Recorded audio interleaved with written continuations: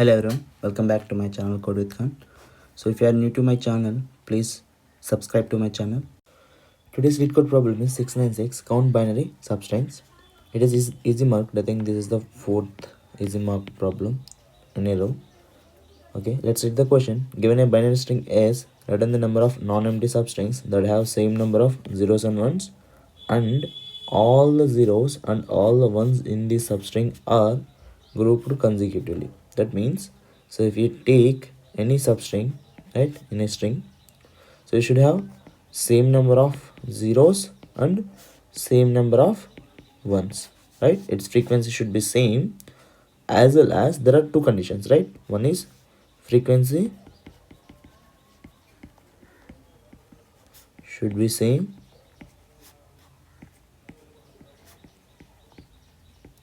and second one is they should be grouped consecutively.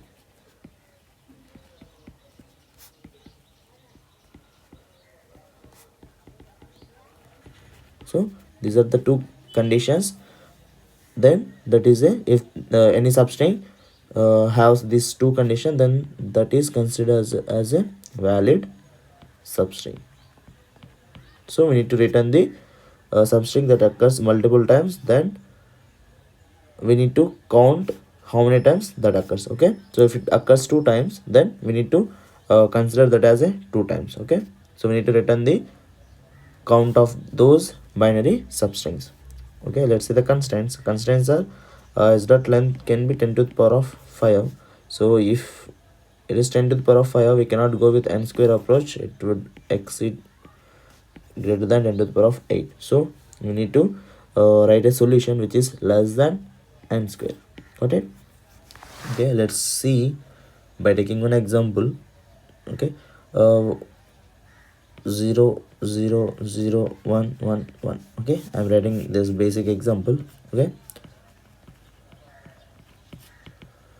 Okay, oh, what is the first approach we'll get when we are seeing this type of generating substrings? The first approach is brute force. So what we can do is we can generate all substrings, right? All substrings, and we can check if its frequency is same, and then we can check if they are consecutively grouped or not. Okay, so for that we need two loops, right? Two for loops for generating the substring. Int I is equals to 0, I should be less than n, and then I plus plus, and then for j is equals to I2, j should be less than n, and then j plus plus. So like that we can generate the substring from I to j, right? Substring from I to j, and we can check is this substring has same frequency and it is grouped consecutively or not. So we can check these two things, but its time complexity will be big of n square, so which will give us TLE exception. So we need a better solution for this one. Okay, let's check for the optimal approach.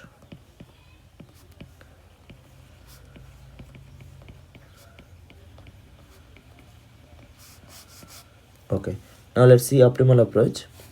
Okay, if we observe clearly here, let's take one more example. 0 0 0 1 1 0 0 1 1 1 0 0. So if we observe this clearly, so in this we are going to have only either 0 or 1 in the string, not more. We are going to have only these two characters in the string, right? So if we observe, these are these can be grouped by the values, right? So if you see from here, let's take this one, from here to here we can consider it as one group. From here to here, this is another group. From here to here, this is another group. From here to here, it is another group, and lastly from here to here is another group, right? So we are clearly seeing pattern, right? So they are grouped automatically, right, based on the values, right? We can use the same logic for generating the substrings. Okay, so if we observe clearly from this group, right, we can group them first, and then using these two groups, right, using consecutive groups, we can generate substring. Okay, so we need at least two groups, right, to generating the substrings, because we need zeros as well as ones, right? So that's why we need at least two groups. One is the first group and another one is the second group. So we'll take these two groups first. Okay, so once we have these two groups, right, so what we need to check its frequency. So we can check in the first, for example, for the current group, like the this can considered, we calculated this group first and its frequency came as 3, and we calculate for this group. So let's take this as previous and its count is 2, and this is the current group and its frequency is 2. Now to match its frequency, what we'll do, we'll take the minimum one. So we'll take minimum of previous group and current group. So it will give 3 comma 2 is equals to 2, right? So what that means is, from these two group of substrings, we can generate the two valid substrings. Why? One thing, what are the rules for a valid substring? They should have same frequency, equal number of zeros and equal number of ones. So that we are doing here. We are counting the number of zeros and number of ones, and we are taking the minimum. That means we will be having same number of frequency. And what is the second constraint? So we should have them in we should have them as consecutive. So we are only counting them, we are counting the consecutive zeros as well as consecutive ones. So they are in the consecutive form only.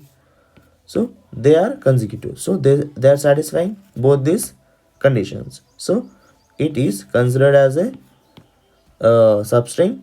Then we have two valid substring in this substring. Got it? So what we'll do, we'll add that to the result. Let's have a result variable and we'll add that to result. Now what we'll do is, we'll proceed further. So we'll update the previous group, right? Previous is equals to this one. Now it will become 2, and now we'll move further. So what we'll do, we'll go to the next group. We'll go to find the next group. Now what is the next group? Next group is this one. So we'll count the characters till it matches. So this is the next group. So what is the next group? The current group will be 2 again. So from this group, we'll try to check how many substrings are possible. So what is the minimum of 2 comma 2? Minimum of 2 comma 2 is 2 only. So how we can form two substring from this one? So we can have this whole as a valid substring 1 1 0 0. Another one is 1 comma 0. So these two are valid substring. We have same frequency and consecutive values, either consecutive 1 or consecutive 0. Okay, so we will add the same thing to the result again. So we have 2 plus 2. Now we will proceed further and we'll check for the next group. So now we'll remove this and we'll update the previous with the current. Previous is 2. Now we'll go here, we'll come here and we'll check the consecutive ones, right? Now here we have current is equals to 3. Now we'll get minimum of 2 comma 3 and it is 2 only. Now if we check how many valid substrings we can generate from this, 0 0 1 1 1. So valid substrings are 0 0 1 1 and another one is 0 1. So these two are valid from this substring. So we'll add this to the result again, and then we'll move further. So now it will be coming here, and we are having these two in the next. So we'll update previous. What is the previous? In previous we have 3. So previous will be 3 and current will be 2. So again we'll take minimum, and which is 2 again. So and we can see we can generate this one substring, this one valid substring, and this another valid substring. So there are going to 2 valid substrings here. So now we'll add this 2 to the result. We'll add plus 2 again. So and if we will move further, and we have anything extra here, we don't have anything, so loop will be terminated, and we have result 2 plus 2 plus 2, which is 8. So in this whole substring we have 8 valid substrings. Got it? So if we observe clearly also, so from here to here one substring, and here to here another substring, from here to here another substring, valid substrings. So like this we have 8 valid substrings. Got it? Now what is its time complexity? Its time complexity is big of n. Why? We are only traversing this array once, and we are, while traversing, we are calculating its frequency, its frequencies, and then we'll group them, and then we'll check for the consecutive groups, right? First we'll check for these two, and then we'll check for these two, and then we'll check for these two, and then these two, and if we don't have anything, then we will return the result. Got it? So it will be big of n. And what is the space complexity? We are not using any extra space, it is big of 1. Got it? Now let's write code for this. Yeah, let's initialize 2 groups. So one is, let's take previous group as 0. Initially we don't have any previous groups. Now let's take the current group as 1. So at least we are going to have 1 in the current group. And then let's take result is equals to 0. Now let's start iterating the string from int I is equals to 1 to I should be less than s dot length, and then I plus plus.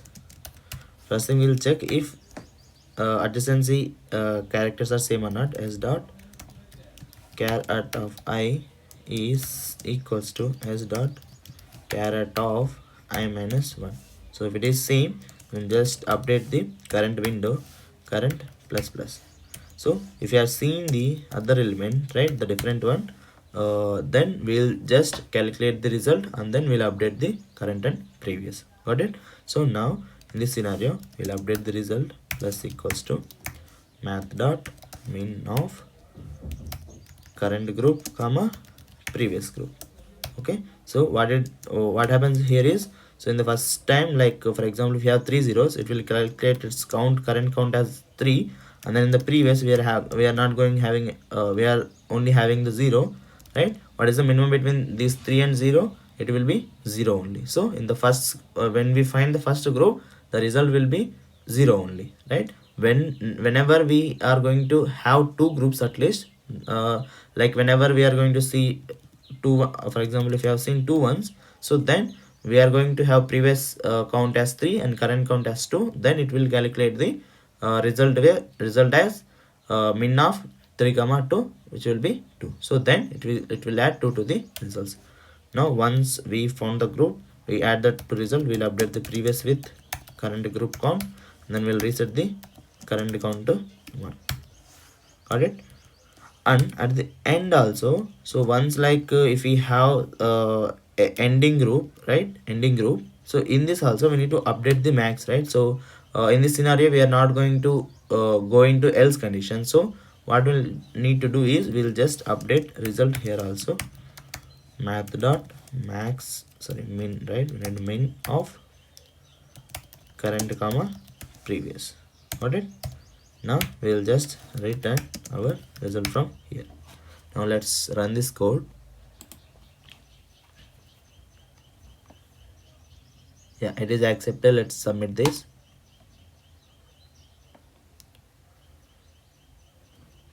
Yeah, it is accepted. Yeah, if you like my content, please do like, share and subscribe. Thank you.